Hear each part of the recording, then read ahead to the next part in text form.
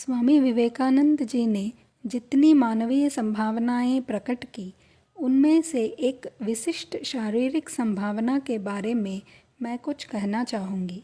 यह है अपने संसार का विस्तार करना। वर्ष 1890 में स्वामी जी ने मठ छोड़कर विस्तृत रूप से भारत भ्रमण किया, अनेक अध्ययन केंद्रों के दर्शन किए और विविध धार्मिक एवं सामाजिक परिस्थितियों से परिचित हुए। इस यात्रा के दौरान वे पूर्ण रूप से भारत की विशालता में समा गए और इस वृहद उपमहाद्वीप की रज ने उनके तन, मन एवं आत्मा को पूर्ण रूप से अंगीकार कर लिया। उन्होंने वाराणसी के दर्शन किए, जहाँ इस पवित्र स्थान में व्याप्त त्याग और भक्ति की भावना से सराबोर हो गए।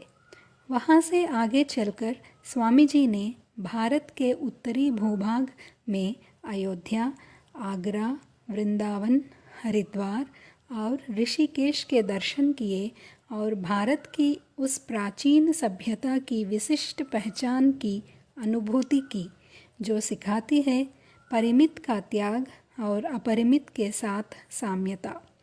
स्वामी जी ने पश्चिमी भारत की अपनी यात्रा में जयपुर, अजमेर, माउंट आबू, गुजरात, अहमदाबाद, जूनागढ़, पोरबंदर इत्यादि के भी दर्शन किया।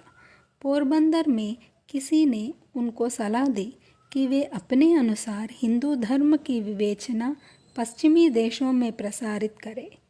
उनके मन में तो यह बात कुछ समय से चल ही रही थी। स्वामी जी बड़ौदा दर्शन करके मध्यम भारत के खांडवा पहुँचे। वहाँ से वे मुंबई, पुणे, कोल्हापुर दर्शन करके दक्षिण भारत पहुँचे। बेलगाम, बेंगलुरु, मैसूरू और भारत के अंतिम छोर पर त्रिवेंद्रम, कन्याकुमारी एवं रामेश्वरम के दर्शन किए। कन्याकुमारी में वे शार्क मछलियों से भरे समुद्र के पानी में तैरकर एक बड़ी शिला पर पहुँचे। उत्तर भारत के हिमाच्छादित हिमालय पर्वतों से प्रारंभ होकर भारत के अंतिम छोर तक की उनकी यह यात्रा इस शिला पर समाप्त हुई। उनकी इस सुदीर्घ यात्रा में बहुत सी ऐसे घटनाएं घटी जिनसे भगवान पर उनका विश्वास और दृढ़ हुआ तथा कथित निम्न वर्ग के प्रति उनकी करुणा व समर्पण भाव और बढ़ गया।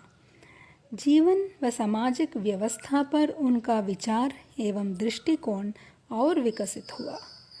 समुद्र में शिला के ऊपर स्वामी जी एक सच्चे देशभक्त एवं भविष्य दृष्टा के रूप में विद्यमान थे।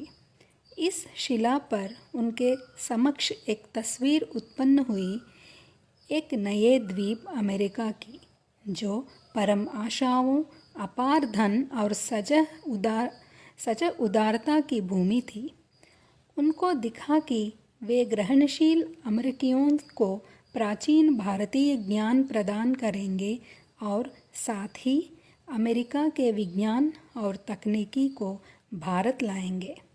स्वामी जी ने 31 मई 1893 को अमेरिका की यात्रा प्रारंभ की।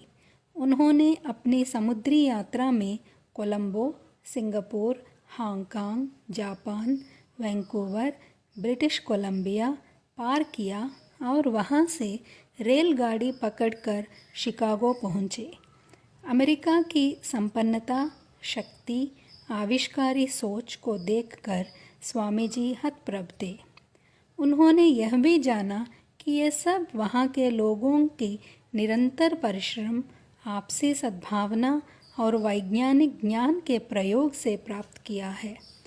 11 सितंबर 1893 को शिकागो में स्वामी जी ने सर्वधर्मों की सभा में अपना ऐतिहासिक उद्बोधन प्रस्तुत किया।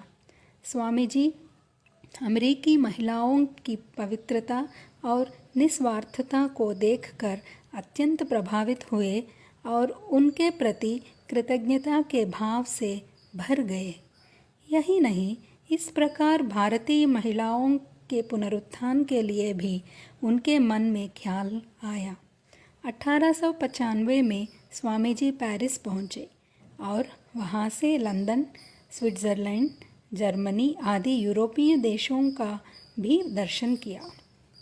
1897 में वे कोलंबो होते हुए वापस भारत पहुँचे, जहाँ उनका भव्य स्वागत सत्कार किया गया और फिर वे लोगों से मिलते और प्रेरणा देते हुए वापस अल्मोड़ा पहुँचे। यह कुछ बातें हैं जो मेरे ख्याल में आई कि स्वामी जी ने अपनी दुनिया की सीमाओं को विस्तार देने के लिए किस प्रकार अपनी संभावना को प्रकट किया। क्या आप कुछ और सोच सकते हैं?